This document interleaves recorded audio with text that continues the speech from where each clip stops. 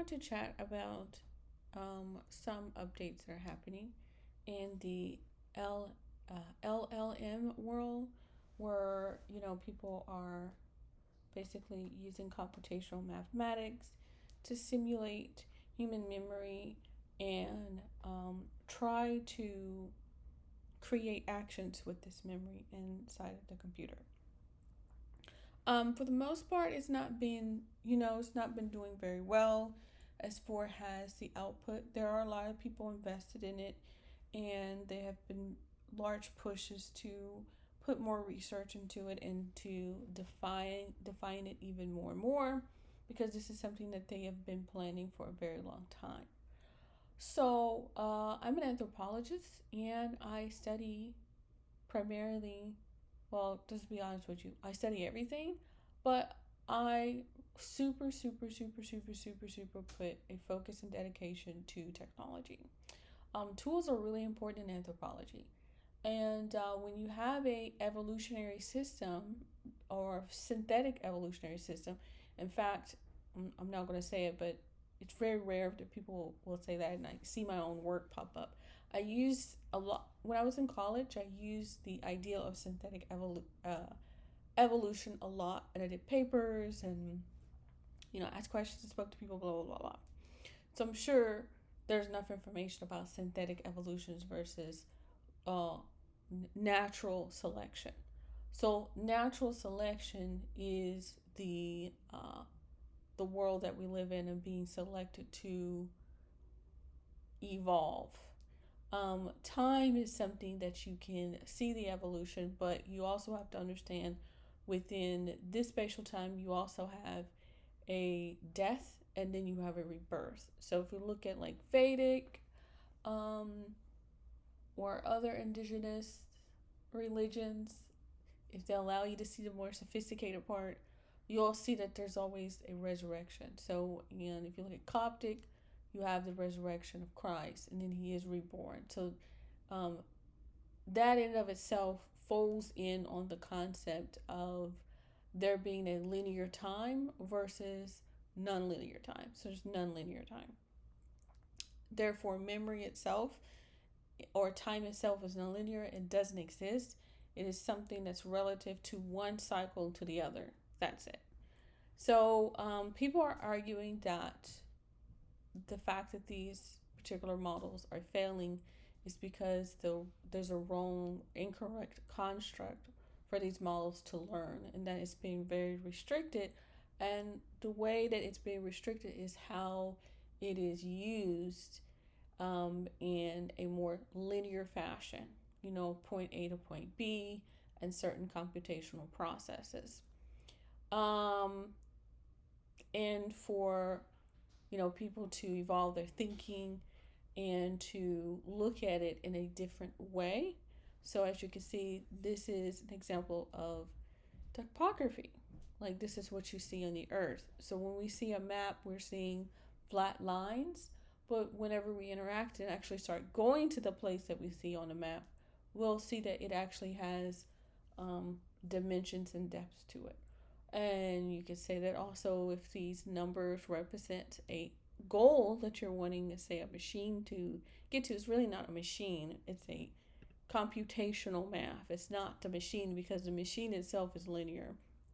And it's based on um, a binary construct. People forget this. There's literal hardware, and then you have whatever computational calculations that they're doing. So it's a literal piece of hardware that is binary. Now, whatever the energy that they use is binary. That's something different, but it's built to be ones and zeros. Okay, it's a binary system. So anyway, so then there's also virtual memory and all that good stuff. So anyway, that allows you to, do other things, parallel computation things. But that's not the same. Parallel computation and parallel process is not the same as parallel memories. It's not even the same as parallel, or what people call multitasking or multidimensional thinking. So when I think of stuff, I often think of it multidimensional, or someone who's more focused, say, on a topic specific thing like technology. They're only able to look at technology in a certain framework. Because I am in anthropology, more probably classically trained than a lot of the people that you see now, because they really don't classically train people in anthropology anymore, unfortunately. And some of it also is probably due to political stuff. I'm not gonna lie, it's getting more and more political. But classical anthropology is really two schools, public and private.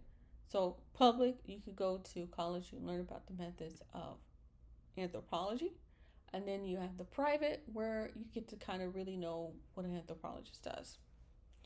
So coming back to this memory, right? So this is the line, and let's say that you are trying to get this process, this computational process, from 20 to 30, and you're wanting to use a line, you might want to use a mathematical model that is able to take in take in dimensions. That's the best way I can think of it.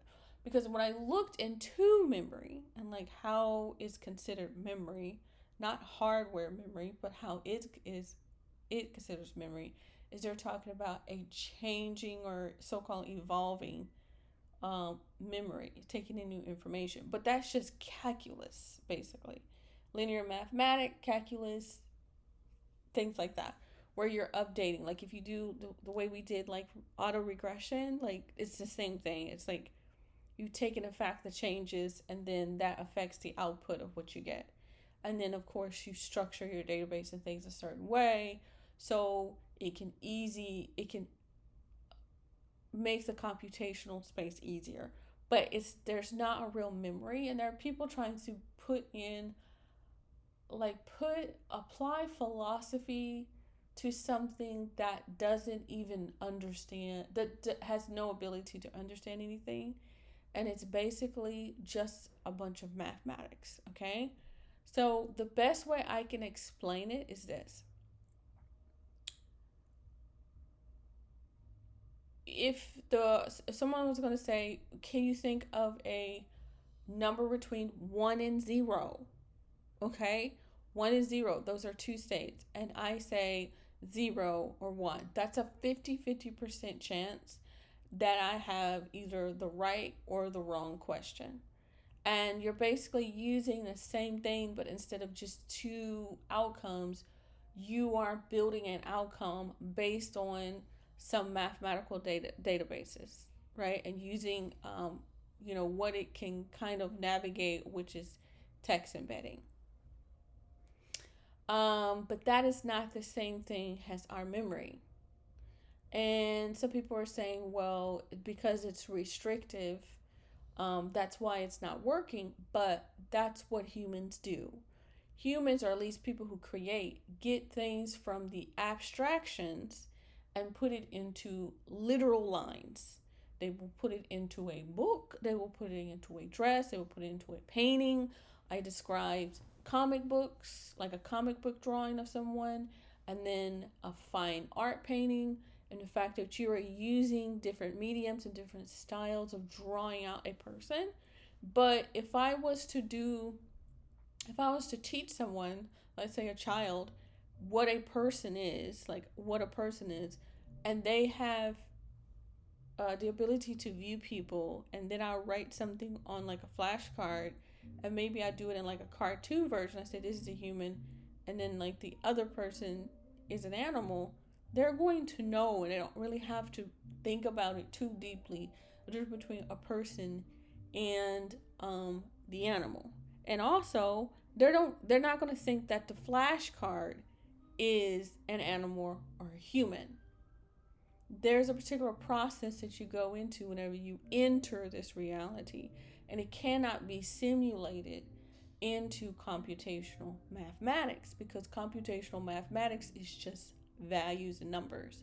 So if you're baking a cake, they are obsessed with the numbers on the measuring cup. I just want to enjoy the experience of the cake. Let's do wine. I love the wine. They will pour the wine into a measuring cup and look at the values, not even the measuring cup, and look at the values of that measuring cup and say, we can simulate the same thing in computational computer. And their whole point is that people are not complex. and that we are very simple and that we come from a very simple state. And where there are limitations to what the human body can do, we do have levels of consciousness that go beyond that. And they can't truly define consciousness in a linear scientific perspective, nor in a computational form. So I hope that makes sense. Um, this other stuff that they're doing, to me, it's always confusing because, again, I am a multidimensional person and I tend to think that people understand the difference between humans and sort of computational math and then what people they think people evolve from. These are two different kinds of processes, and it doesn't seem like they quite understand the difference between these two, and are often limited because they're limited to only the knowledge that is provided to them, and in some cases they just may not want to accept it. So that's all I have to say about memories and the updates that they're trying to make to the models. Until then, I'll see you guys next time. Bye.